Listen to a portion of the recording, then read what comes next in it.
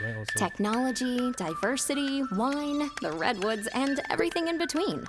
Welcome to the Northern California Bay Area, and one show takes you inside the real estate that makes it all happen. This is By the Bay. hey, what's up, everyone? Welcome back to By the Bay. I'm your host, Dan Anchetta. Really appreciate you joining us again. And my guest today is Ed Troxell. And Ed and I met through some realtors that we work with together in the North Bay area. And he is looking at real estate from a different perspective than we typically talk about. Ed is a consultant that helps realtors use video to find their ideal clients. And he works with them to overcome like the fear and anxiety of creating video, and then messaging on how do you find the right people who are going to do a transaction with you sometime in the near future. So welcome, Ed, to the show. We just met each other, but I'm really glad that we're here. So before we jump into kind of the tactical, what realtors should be doing today, talk to me about yourself and kind of how did you land into this space? Yeah, thank you so much for having me. And you know, it's funny. I did just land into this space where I was doing video for myself to market myself differently, because that's the only way I could stand out from all the other tech and marketing social media people online, right? And so by being able to overcome my fears and step in front of the camera and do it and consistently do it, that's what led me to where I'm at today, where I'm actually teaching others, more specifically agents, to be able to get in front of the camera, overcome those fears, overcome the critics and everything in between, and be able to show up and deliver your greatness, really, and to engage with those who are around you. Nice. So, Ed, let me ask you, does anybody like the way that they look and sound on video?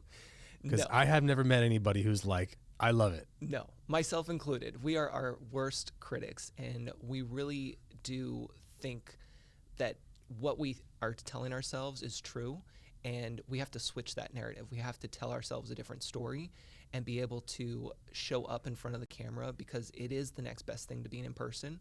In fact, once you get comfortable in front of the camera and have done it consistently enough, chances are you're probably going to be even better than in person, because you're more comfortable and it's just you and your device, and you're able to be more yourself.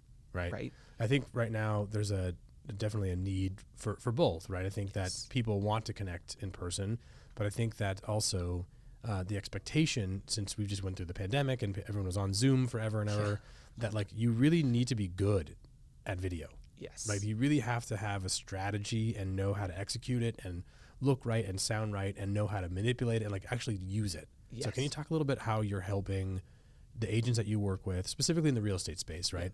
Because I know you do other things besides real estate, but specifically realtors, how do you help them prepare for that messaging and like get set up to actually be successful in video? Yes. So really it comes down to about 4 things typically that an agent will deal with, right? Is poor marketing skills, lack of confidence, poor planning, and lead generation.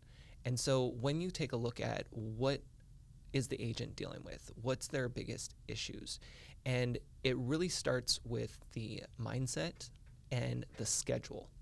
From there, you can build out from that. So really you have to start with, what are you telling yourself up here?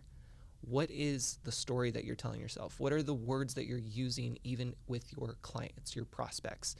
What is it that conversation is, both with yourself and those around you, and making note of that. Okay. So really starting with internally, kind of like, what are you telling yourself about how successful you can be with this? 100%. Okay. Yeah. And then scheduling, meaning?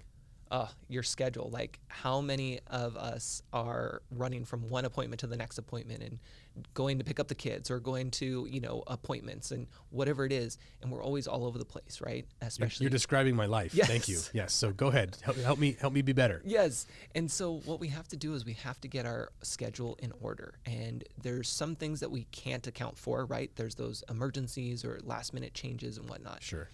But there are other things that we can account for. And so it really starts with taking a look at, what does our schedule look like? Monday through Friday, Monday through Sunday, whatever it is for you. And blocking out as much as possible. I use a spreadsheet with my clients and help them with filling that in all the spaces that they can. So if you know you got to pick up your kids, for example. I do. 3:00. Yes, 3:00. So what time do you typically leave to go pick up the kids? Never on time, right? 2:55, and I'm always apologizing as I walk into the school saying, sorry. Exactly. So if you know that it takes you 15 minutes to get to the school, Yep. it now takes you 30. You're going to give yourself a 30-minute buffer. There's no longer 15 because the typical 15 buffer doesn't work. But every time I try to leave, something inevitably comes up. The phone rings, I'm trying to walk out the door, and someone needs something from me right this very now. Yep. And if I don't do it, then everything breaks loose. So how do you account for that kind of emergency time? Yes. So that's where that 30-minute buffer can come into play because, again, you're giving yourself an extra 15. So hopefully you're sliding out the door before that happens. But also, if you have it in your calendar as an appointment, just like a listing appointment, just like anything else that you're living by the calendar with, your brain sees it and knows that it's important. And then you're more likely to follow through on that and get there more on time. Got it. So really being able to map it out on paper or on the spreadsheet, whatever works for you, and then putting it in your calendar as if it's an actual appointment. So that way you get the notification. I've always been, like I use my Outlook calendar and I coordinate a bunch of different calendars because of different things that I'm doing. And anyway, so it has to live in one place. But then I find that like printing out the single day, like on paper, or I save it as a PDF and I send it to my Remarkable tablet, then like it lives there and then I can write on it. And then it becomes more real because I'm like actually writing on it. I don't know. Something about that in my brain chemistry makes more sense to me. 100%. As opposed to just being a block on the Outlook calendar. Yep. So, okay. So helping people with mindset, Ed, and then getting into their calendar, making sure that they're committing time to making the video so that it's not like, hey, like we struggle with this with the podcast because we have a release every Friday, and then some weeks sometimes we're weeks ahead, right? And then other times it's like it's Thursday afternoon, and there is a show that must go out tomorrow morning, and we don't have one planned, and we just kind of have to like hustle and throw something together. Yeah. And sometimes that becomes magic because it's not thought out, and we just kind of throw it together, and that's really lovely. Yep. And other times it's a disaster. Right. So how do you help people see how important it is to dedicate the time and get ahead of like your scheduled plan and not wait to the last second and then throw a marketing piece together? Yeah. So part of what I work on with clients is a production schedule and having it framed as a TV show, right? Whether you're creating videos just for social media or you have a podcast, whatever it is, you have a show. And just like any show, you have episodes. Right. Every video you put out is an episode. And then when you are looking at TV shows, they have seasons. Same thing with podcasts. You have seasons. And so giving yourself that grace and understanding that you don't always have to be on, you don't always have to be recording, and knowing that you have your on and off seasons. Your off seasons are for you to help you plan what you're going to be on for the on seasons, right? And so being able to, again, use a spreadsheet or whatever works for you to be able to have that mapped out. Right. And then you also can work backwards with knowing, okay, if we have this planned on Friday for a release, then by Wednesday at least, you should have everything set, ready to go, right? So then you have at least a day, ideally more than a day, but a day to whip together something last an emergency minute. Day. It's that like it's adding that 15 minutes before pickup, right? Exactly. Making sure you've got a little space. Yep. That's really cool. So, okay, so kind of step one, you've done, so someone contacts you, Ed, and they're like, okay, I want to really commit to this. And you're like, cool, before we start setting up cameras and stuff, we need to talk about schedule, we need to talk about mindset, and let's get you in the right kind of space and set up for success. Yeah. What happens next? Yeah, so I have what's called a video journey roadmap. And it basically starts with starting, which is that giving yourself permission that this is okay to do and that you're going to be in it for the long haul, right? Like creating videos can be easy. And the expectation sometimes is I created a video and nothing happened. Where's the business? Where's the business, right? And that's not the expectation we want. Sure, that can happen, and it has happened, but we're in it for the long haul, just like with real estate. You're in it for the long haul. And so we start by giving ourselves permission. Then we go into the planning stage, which is that mindset. It's the brainstorming. It's getting that schedule together. Then we move on to the actual recording spot. And so it's, what do we record? When do we record it? Where do we record it? Right. And then answering all those questions, right? Yes. What device am I going to use? How am I going to edit this? Am I just thinking about it? Am I using a script? Do I have a teleprompter? Like, what's the best way for me? I imagine that's different for every individual because everyone's style is a little bit different. Yes. Right. But I like to always recommend not being scripted. Right. Because what happens a lot of the times is that people feel like they have to be scripted. And so then they have this 5-page paper, word for word, that they're sitting there trying to read line by line by line. And they're not comfortable. They're not relaxed. They're afraid they're going to mess up. They mess up, and then they're like, oh my gosh, the whole thing's ruined. Right. So have your talking points. I recommend 3, and up to 3. You can have 1 if it's big enough, but up to 3 talking points, and you know your topic. Right. You're an expert, and you have your topic, and you have 3 talking points, and then deliver that information. We're on the same page about that. I'll speak at some conferences from time to time, and some people ask, like, what are you going to talk about? It's like, I don't really know. I mean, I have the general idea, like I know what the topic is, right, but I don't know exactly what the words I'm going to say is, because there's a lot that can happen between now and then. 100%. And I might have a conversation that morning. Like I spoke at an industry event in October, and I had a conversation with a friend of mine who was in the green room backstage before we went on, and it totally changed the whole trajectory of my presentation based off that conversation I had 5 minutes before I went on stage. Yeah. Because it was so important and so topical that I just was like, I was just talking to Phil Treadwell, and I've got to adapt. And it was actually perfect because I wasn't tied to the script. Right. I knew what I want the audience to feel at the end, but I didn't know exactly the journey to get them there. And that's the beauty of being unscripted. And that's the beauty of what I get to teach my clients, is being more real, authentic, and natural, because that's what you are in real life. Like, right. If we're meeting at the coffee shop, you're not coming with a script and reading word for word. You want to get to know me. And you can tell when people do. Yes. Right? Because, and I think that's okay. I mean, if you're really uncomfortable, right, like going off a script for a little while to help you get the words out, I think is okay. Yep. But even if you are using a pre-planned conversation, right? Like I know some people that like work in call centers, and they have a script. Oh yeah. And they know to follow it. But the ones who really succeed are the ones who know the framework of the journey, but they don't necessarily walk every step exactly the same every time. Yes. They feel out where the buyer or the prospect is, and they might vary just slightly, change a couple of words, make an emphasis somewhere differently than they have before to really connect with that person. And those are the ones who are the most successful. The ones who are just robotic, oh yeah, they just burn out. Yeah, and you can tell. You totally already tell. know what the response is. Exactly. So how do you help, so someone contacts you, Ed, and they're like super uncomfortable. How do you help them overcome that discomfort and anxiety probably that they're feeling about having a camera on you? Oh yeah. Well, we start walking through that video journey, Yep. and it's that first planning stage where we really do a lot of work, because again, a lot of the lack of confidence comes from, I don't know what to talk about. I don't know what I'm going to say. Right. I don't know how I'm going to say it. How am I going to deliver this, right? And so it really comes down to that first piece of it.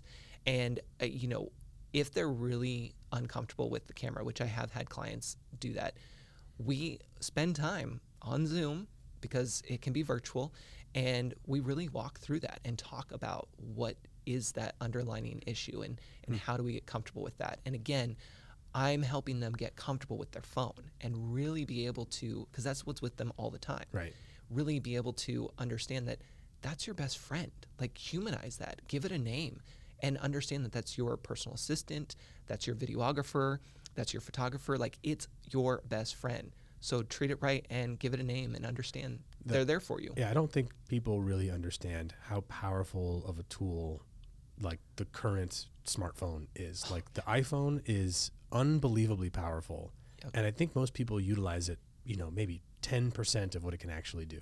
Oh, sure. And like, I just got on a thing with it, and I was having a hard time remembering to do things. Yeah. And I was like, how am I going to remember to do this? It's like, you just tell Siri to remind you to do something at a specific time. And it's so obvious, but I don't think people really understand or like aren't fully committed to utilizing the technology fully. So I think that's really, really interesting and cool that you're like helping people see, like, this is not just, an access to the internet and your phone and your texting device. Right. Like, this is your assistant, this is your videographer, this is everything. This is your entire business can be done right on this. So Yeah. are there specific tools that you're like utilizing and like really coaching around there? Yeah, so really when it comes down to the phone, it's starting where you're at, which most people are starting with the camera app and just getting comfortable with the built-in camera. Like Right. we complicate things so much, right? And so my job is to simplify, no matter if it's video or technology, whatever.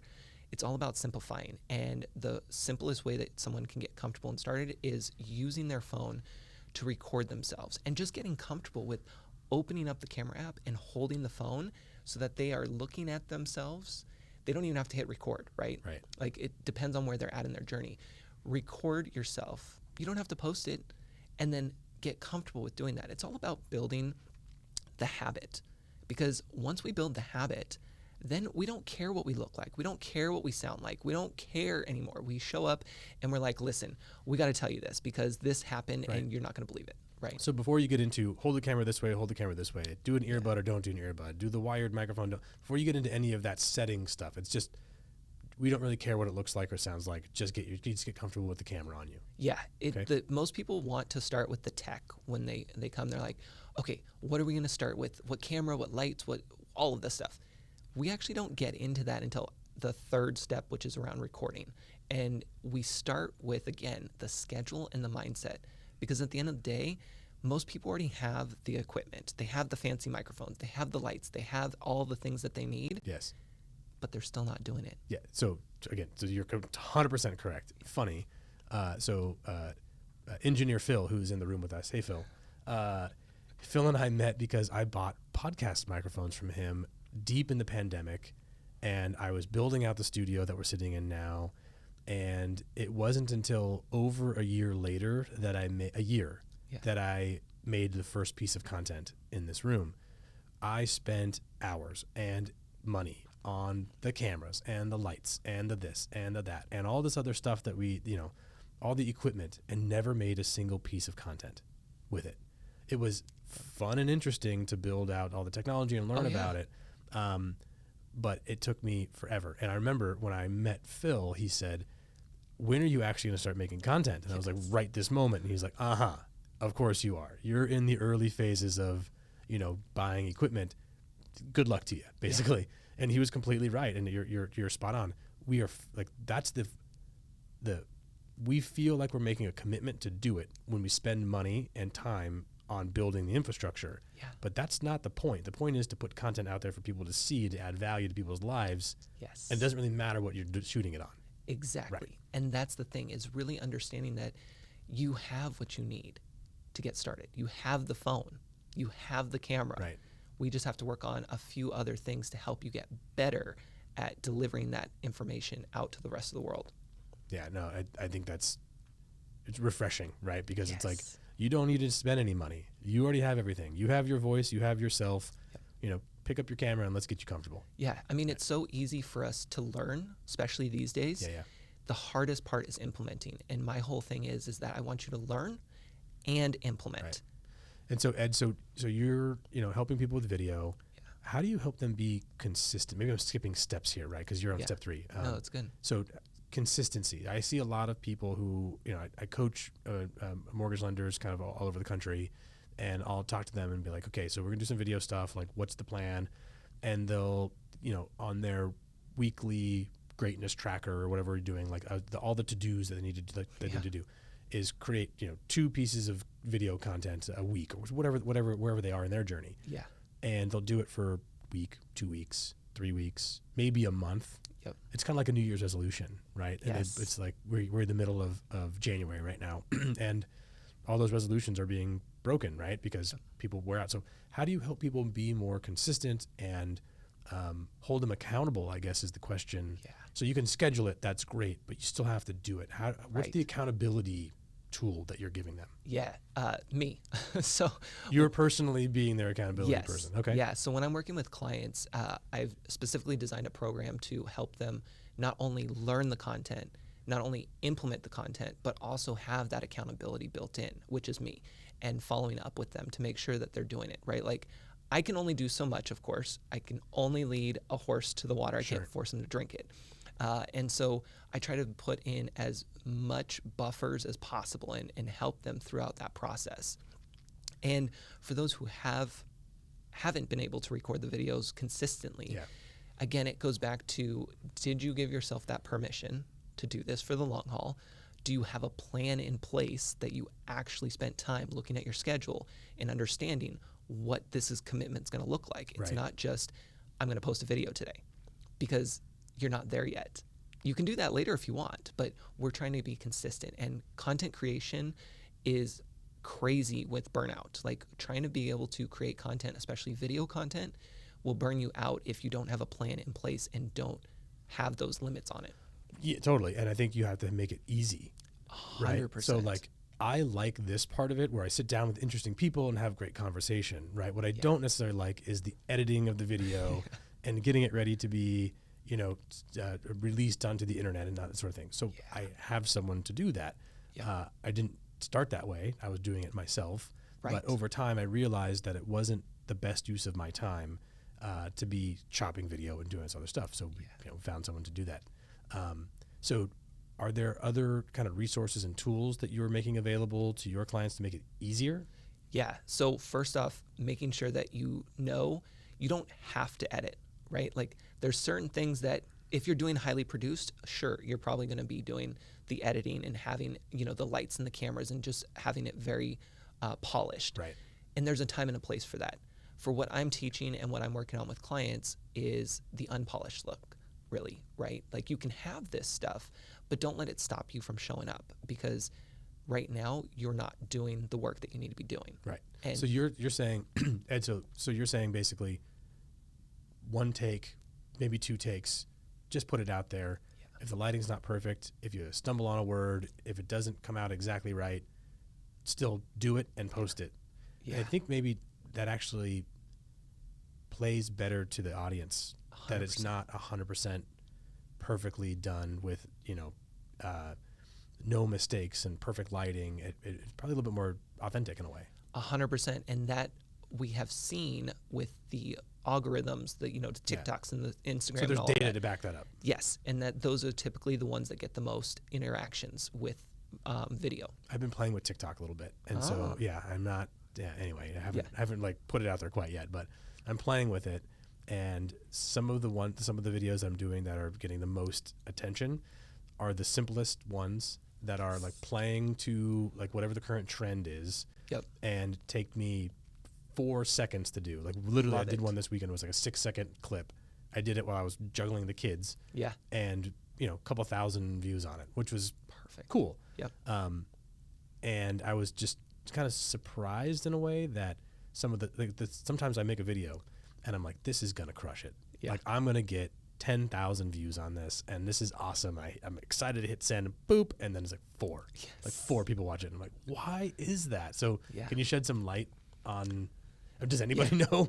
Yeah, I mean, honestly, no. Nobody really knows, right? We don't know what the algorithm's going to show and when it's going to show it. That's a key thing too. When, right? Right. Those are things outside of our control. And so what I always recommend is people understand that focus on the things that you can control. You can control recording your videos. You can control posting them not only on one platform, but multiple platforms, especially not just social. You can post it on your website. You can post it in your emails. You can send it in text. Like, I want you to think bigger, right? It's not just an Instagram reel or a TikTok that you're posting. So you're using one piece of content and you're multi-purposing it for text, email, website, newsletter. Yes. And then all the normal social platforms and sticking it everywhere. Yes. So that's interesting. So I hear sometimes people saying, if you do all that stuff, then the algorithm figures it out and it will silence your post or whatever. So you have to vary it and do this and A/B test it and all that. So you're saying forget all that and just throw it out everywhere, and that's the best approach for most people. Yeah. I mean, at the end of the day, there's things that you can do that's 5 on the video journey, which is scale. That's outside of what I work with on my clients, because most people want to go from not doing anything to scaling, but they haven't done the work in between. Right. They haven't gotten good at the work in between. Totally. I also want to go from doing nothing to having 1 million views on every video. I mean, who doesn't want that, right? But Yeah. That's not realistic for most people. Some people have Exactly. that success. Yeah. But most people don't. Right. And that scaling part includes paid ads and being able to, get the highly produced videos and really dive into, algorithms that you're trying to target and optimize for those. But don't start there. Right. Because you're not there. Right. Start, Don't try to be Mr. Beast overnight. Yeah, is what you're start saying. where you are. Yeah, for sure. Yeah. Start where you are. Yeah, that makes sense. Okay, so how many steps are there we're on 5. Yeah, so there's 5. So there's the start, which Okay. gives you permission. Then you have the planning. Then you have the recording. Then you have the sharing. So we were talking about that, sharing on different platforms in different areas. And then 5 is scale. Scale is when you're going to get that extra specialist who's going to help you with that specific piece of it, whether it's YouTube optimization or getting that, highly produced studio, things like that. Okay. That's really cool. So you walk people through that journey. So someone finds success and they're like, hey, I really want to level this up. And you're like, cool, keep doing the phone video stuff because that's going to play on the algorithm one way. Oh, yeah. But let's also add some of these other components and approach the market in a few different ways. Yes. Okay. So let's talk about some success that your clients have had. I know that you work with some folks that I also know. Yeah. Can you tell me some stories? Like if someone starts working with you, obviously results are going to vary. You can't 100%. guarantee success, but they follow the formula, they do all the work. What are the results that they're seeing in terms of actually turning it into clients and close business? Yeah. So one of our local agents, Amy Sass. Amy Sass. Yes. Shout out Amy Sass. I think she's on the calendar. She's going to be on the show sometime soon. I love it. Yeah, she's I love awesome. it. Yeah, she's amazing. So Amy is a realtor at Vanguard in Sebastopol. Yes. Yes. Yeah. And so Amy came to me and wanted to improve her videos, right? And be able to get more consistent and be better at creating the videos that she was already starting to create. And so we worked together, and from that point on, she started to get more leads. She started to get more clients. She can contribute to at least 3 clients that she knows of from last year all came to her through her videos. And it's because they watched the videos and they got to know her before they contacted her and they felt connected. And that's the beauty of creating these videos and putting them out there, not expecting anybody to show up, not expecting a sale by 2 o'clock when you posted it at 1:55, right? But putting it out there, sharing your information, and knowing that it's going to return with those clients, with those questions, with those leads that are looking for you. It's always a hard metric to measure, right? Oh, yeah. Like, how do I directly attribute? Like, I have never got a phone call from someone saying, I just watched your video on YouTube and I just decided that I have to work with you and let's do business together. Like, that's never happened.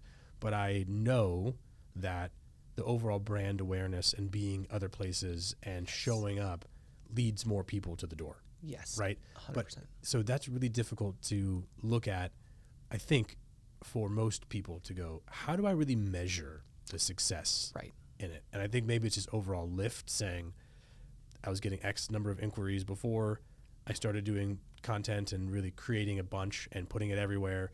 And now I'm getting, what's the lift that I'm seeing overall? I can't directly say these 5 clients came from making a video about you don't need to put down 20% to get a home loan, which is a video that's created every single day. Yeah. But making content and being everywhere leads people to know that and remember sometimes that you're in that business, whatever it is that you're doing. Yeah. So, and don't forget to ask people, by the way. Like, you can ask people, and not everyone's going to remember or have it, but there are times, like, even if you have a form for people to fill out, ask them, how do they find out about you? Right. Because a lot of the times you'd be surprised at what they put in that box. Yeah. For me, I think creating the consistent video, we get a lot of referrals from our realtor partners. And I know that when someone refers me, that the very first thing that buyer is going to do is Google me. Yes. And look me up, and I want them to be bombarded with video content and information. So like you said earlier, they know who I am before they call me, that they kind of have a look into who I am. And if they decide to pick up the phone and call me, it's because they have seen enough to know that we're a model match, and they believe that we're going to be able to work together. So my conversion rate is way high because that people self-select out, right? If they're Yes. like, this isn't my guy, which is cool. I'm not the guy for everybody. Exactly. They never call me. Yep. Which is a great time saver for them and for me. Yes. Right. And that's the thing. Before the pandemic, there was a statistic that 97% of people would go online to research a business before they ever reached out to them. I say it's 99% by now, right? Oh, it's got to be. Yeah. And so we always go straight to Google and Google them. And then you typically are finding either their website, which agents, we need to work on websites, just saying. Yes. If you're just, shout out to agents right now. Let's have a real conversation. Yes. If you're using the stock website that your brokerage provides to you that has the, no, it's all static information. There's nothing dynamic there. There's no content. There's no nothing. People are just getting your phone number from that, and that's the only value that adds. It's just a business card on the internet. Yeah. And what's a better solution? So what should they be doing instead? At the very least, have your own page on that website. If possible, get a landing page somewhere, like something, because here's the thing, and I research a lot, right? And so I look up agents and I find out that here's their quote website, and I go there and I'm like, oh, cool, they have an Instagram. So I click on the Instagram. Guess what? It's not their Instagram. It's the company's Instagram. Or there's a bot that's putting all of the standard Merry Christmas, Happy New Year, blah, blah, blah, blah, blah posts. Yes. And there's nothing unique or interesting about them. Nothing, right? yeah. It's all just from the company marketing person posting on everybody's. There's no personality. Yeah. And I will tell you, I'm doing more work than most people would be doing because obviously I'm in it and I'm trying to help support and find all this, but the consumer is not. You maybe have 3.8 seconds these days to help that consumer find what they need. So if they can't find your website right away, you're lucky if they're going to go search you on social. And then if they find you on social, you're lucky if they're going to actually see the link in your bio, which, by the way, please have a link in your bio. And have contact information, you know, at the very least. And then, there's a whole story around all of that. Well, so, I think you're saying that. I'm thinking about, I do the same thing. I do a lot of research on people, and I'll click through on social. Like, who is this person? Like, what's going on with this agent or whatever. And the thing always that shocks me is when they have like some obscure username on Instagram, and I'm like, I can't find. How do I find you? Right? Yes. For their public persona, if they have a separate one privately and they want to have some cutesy name that they use, totally cool. But like, just get to the point of who you are _ realtor or whatever it is, so that we know it's easily searchable. Yeah. And then, there's stale old information, or I know that they work for a different brokerage than what's listed on their bio, or like whatever it is. I'm like, come on guys, like let's keep up to date so people can find you, because that's how consumers are behaving, right? They want to do the research. They want to click on your Instagram. They want to go to your LinkedIn page. They want to see who you are, and then, make a decision to call you or not. Yeah. And like, you're failing yourself by not having everything up to date. 100%. These are the simplest things that you could do as an agent. And you mentioned a couple things real quick on that is update. So if you have not updated your social profiles at all this month, this past year, whatever, take this moment, listening, pause us, and be able to go update your socials, because that's a big one. And what socials should people be on? I mean, what are you suggesting? So Facebook, of course, Instagram, and then you mentioned LinkedIn, which I can tell you right now, majority of agents probably don't have an active LinkedIn. They might have signed up 20 years ago, have the same photo, no offense, but haven't updated. They haven't posted and nothing. And LinkedIn has changed. Like, whether or not you want to post there actively, that's your call, but it has changed within the last year especially. And so give it some love. Show some things over there, because your people are over there as well. So I'm a big LinkedIn user, and I was kind of like against the grain for a while. But the reason I started doing it was because at the time, I think this was before everyone was, well, not everybody, a lot of people were working from home. Yes. Instagram and Facebook were blocked on most company networks. Yep. But LinkedIn was not, because they're using it for sales and looking at client information, and like the sales staff needed access to it. Yeah. So it wasn't blocked. And I realized that consumers, were addicted to social media, right? And people are going to get on there, because if they can't get their Instagram or TikTok or Facebook fix, they'll go on LinkedIn. Yep. And so I kind of jumped on there and started putting out a bunch of content on there. and having really great conversations and connections with people. Yeah. People think LinkedIn is just for finding a job. And Right. I think that's how it originally started. It was just Yes. like an online, portal to find talent. But it is not that anymore. Nope. So, Facebook, obviously, there's a lot of resistance to Facebook, but Of it's still the course. dominant force, even Yeah. though people don't want to be there necessarily. Yep. Facebook, Instagram, LinkedIn. Yep. Are you doing TikTok with your Yeah, with so your clients? you have TikTok, and that's kind of a mixed bag for people as well. So again, start where you are, and most agents will start with Instagram. That's kind of like their starting point and their hub. Of course, it crosses over to Facebook, but they're never really on Facebook. And then LinkedIn. So those are kind of like the three primaries. Then of course you add in TikTok if you want to, which is not just about dancing. Again, that's the old. No, and the demographics of start. that platform are the growing. I don't know the exact numbers, but like Right. the general idea is that the biggest growing population there is like 35 and plus, 35 crazy. and over Yeah. users, and that is, it's not just like you said, it's not just a dancing platform for kids anymore. Right. There is commerce, there's business that's happening there. If you're not there, at least understanding how it works and like watching it and Yes. consuming content there, start there. Exactly. And then get comfortable. It took me like a year, I think, to start posting on it because I'm like, I don't know how to do this. Right. But Well, and it's different. it is. And that's the thing. You have to consume it first. Yep. And then, of course, you have YouTube.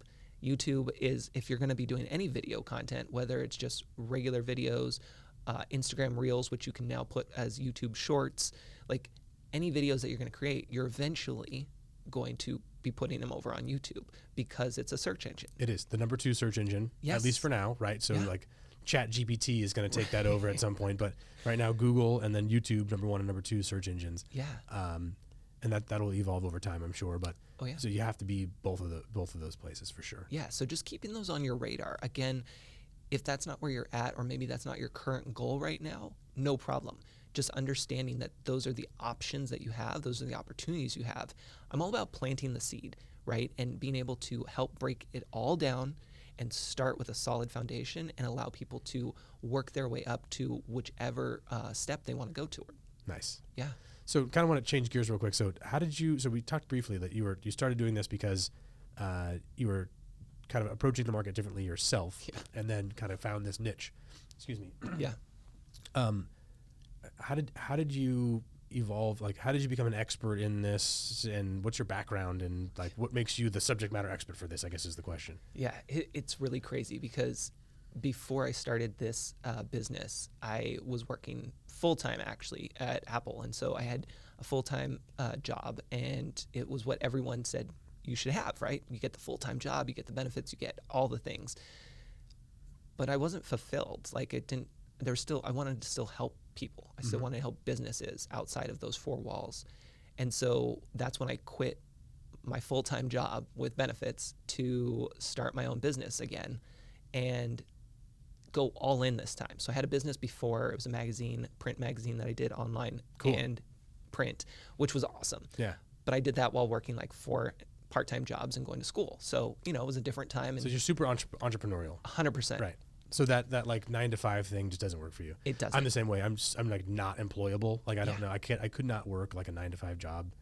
I did for a long time in like corporate banking, but I just realized that it was a great job. Don't get me wrong, but I was so not fulfilled. I love the hustle of the entrepreneurship that you have to like be all different things at all different times, and every day is different, and you make your own schedule, which sounds really great, but it means that you're working all the time. Yeah. And I love that, and it's super fulfilling. So you have that entrepreneurial bug. You started with a print magazine, Yeah.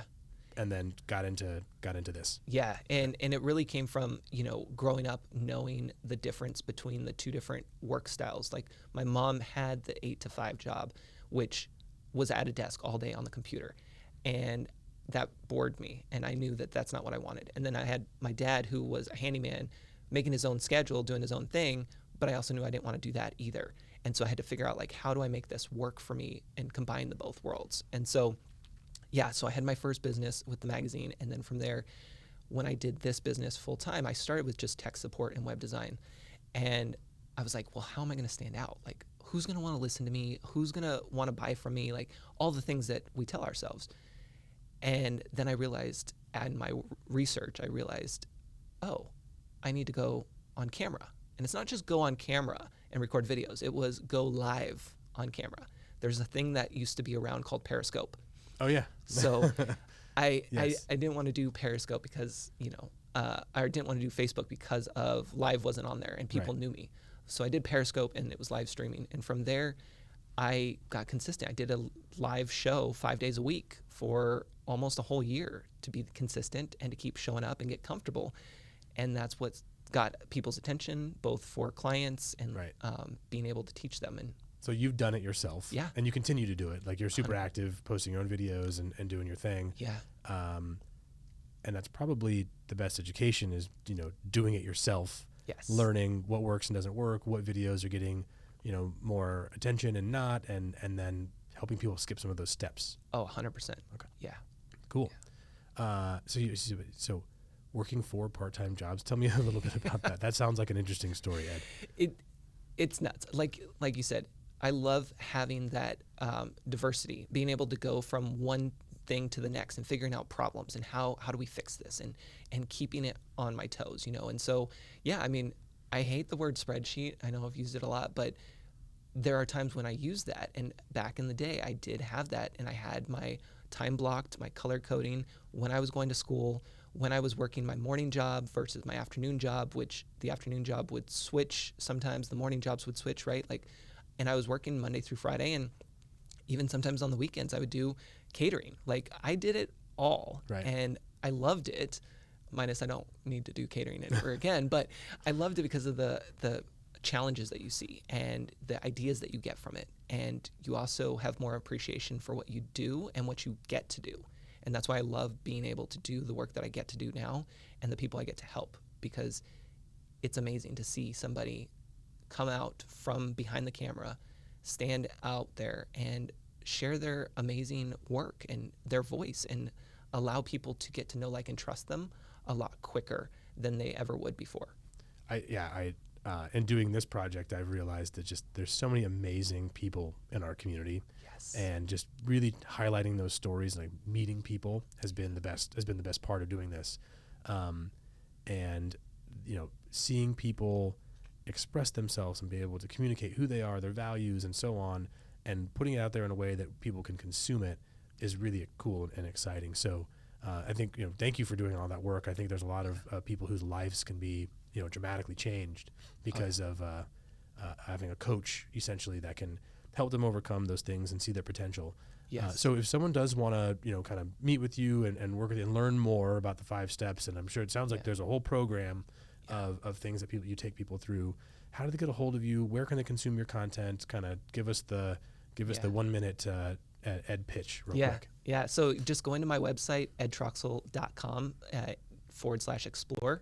That has all of the information there. So last name is Troxell, if anybody needs to spell that. And we'll put that in the show notes and in your bio on our site so people can find you and hopefully reach out to you. Yeah. Thank you. And so do you do like group classes? Is it all one-on-one? Yeah, so I actually have a program called the Video Advantage, and it is a hybrid model. So it allows for clients to have an online course that's very specifically created for them with short, to the point, no fluff lessons. And then we have the coaching part of it. And so then that way they can learn on their own time, but also get me as the coach. And then there's also the built-in accountability. So I'm following up every week to make sure that they're doing what they need to do, so that by the end of our 30 days together, they're creating their videos, ideally 4 to 8, maybe more, but having those ready to go so that they have a solid foundation to work from and have everything that they need. That's really cool. And then you're helping them do their setup for how do I create this account at this place and how do I connect these things, and you're like doing the technical aspect of that too? As much as they need during that time, yes. I mean, if an agent I go through, of course, like I said, and look at their socials. So I'm going to do a social audit and help them understand, like, okay, let's add some things to your bio. I was just doing this with a client recently. We need to add a couple things to your bio. And what about adding this for your link versus this, right? So being able to help them understand and connect the dots, because there's a lot, and not everyone has somebody who knows what they're doing, who's teaching them how to do it. They're just saying, oh, just go, post on Instagram or just add this. but how or what specifically? Right. Having like a checklist, I think, would be really helpful because you make one change one place, like, oh, I've got to go change this in 6 other places. Like if I, because you forget. Right, for sure. You forget. There's all these different, personas of you out there on all these different platforms. Cool. So people can reach out to you through your website and through your LinkedIn, Instagram. I'm on social everywhere. So if anybody's curious, they can always find me on there. I'm not hiding.